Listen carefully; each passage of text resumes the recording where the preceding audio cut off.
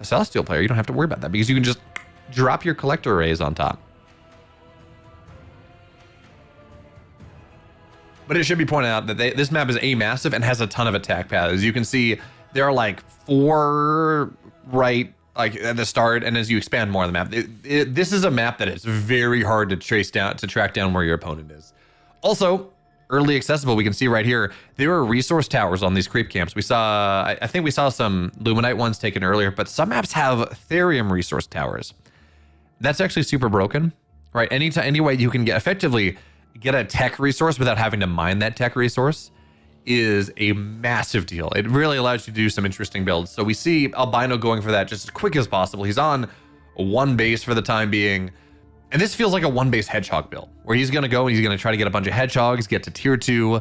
Was it command post tier 2? Anyway, tier 2 of the structure, start to level up these hedgehogs, get them to tier 3, these level 3 hedgehogs as quickly as possible, and try to just go inflict damage, inflict power on the map, just take control of the map. And we talked about the Luminite or the Therium resource camp. He's stealing one of the Luminite resource camps right now.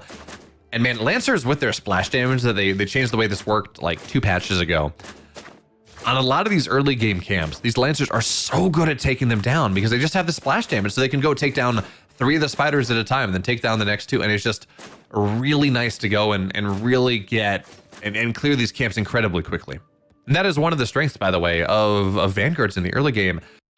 They have this they have a lot of map control. In Elephant, it was all Infernals all the time in terms of map control. But as we take a look at what's happening here, well, Vanguard they have so many tools to get map control early, but Parting, he got his vectors out early. He's going to go take this Luminite camp back, and he's not going to get the bounty from killing the creeps, but he is going to get the Luminite over time that we're going to start to see. But anyway, there's the top bar. We're tier 2 for the Vanguard. It's a level 3 hedgehog. This thing does a ton of damage. It's very tanky.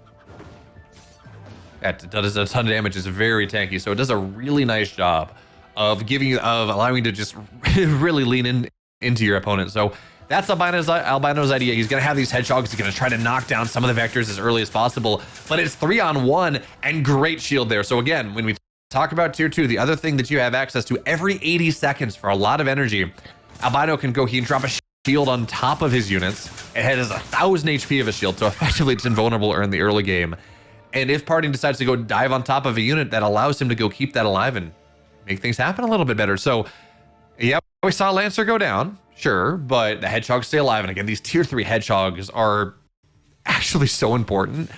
Everything that Albino has done in this game, he doesn't have level 2.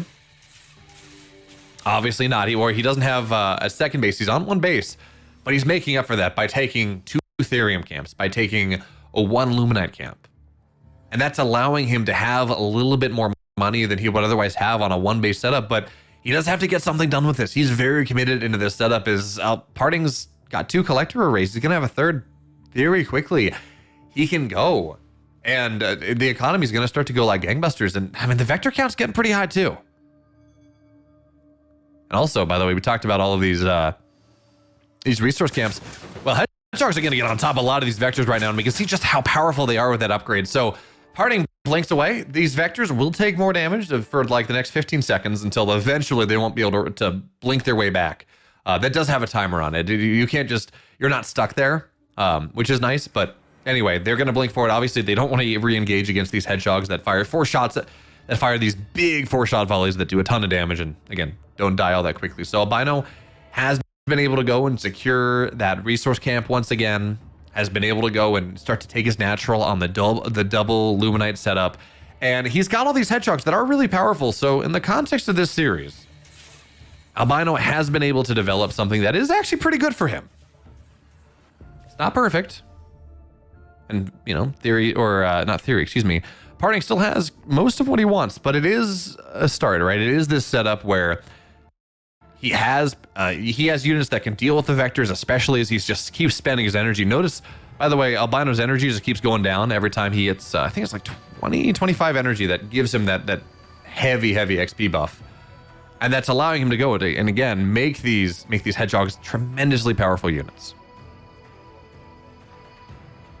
Oh, by the way, there we go. Apotheosis, he's sending him to heaven, the abduction. Gets all the money right there. Takes the base. And that's of course tier 2. You don't get that at tier 1, but parting, you can get to the arc station pretty quickly if you need to. So now he's got this healing field in the middle of the map, and well, we're seeing all these vectors. They're healing right back up the damage that they've taken. Abano's playing mech though, which is pretty interesting. He's got these hedgehogs from map control early on, and he's adding in a bunch of Vulcans as well, which technically should be good against these large clumps of smaller units that the party's been able to build. But we're not there just yet.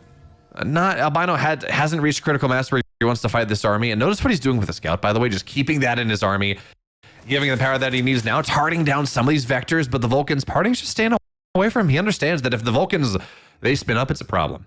So he's just going to dance around. And we talked about how many attack paths this map has. Well, it's parting's just going to find his way in. It's really hard to cover up everything. You can SimCity as much as you want, but remember, this is Vanguard. These are not Terrans from StarCraft.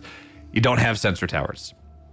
You don't have. You can use. You want to use the scouts is really the thing. You want scouts to kind of put them in areas where the enemy wouldn't necessarily hit, and that's your kind of advanced warning that you might have access to.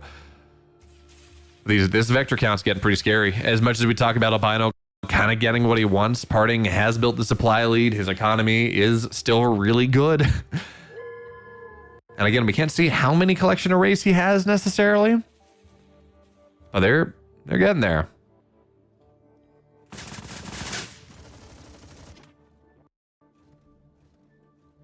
The question is, oh, nice little bit of a flank here as we do see, one of the upgrade hedgehogs goes down, but not the tier 3 one.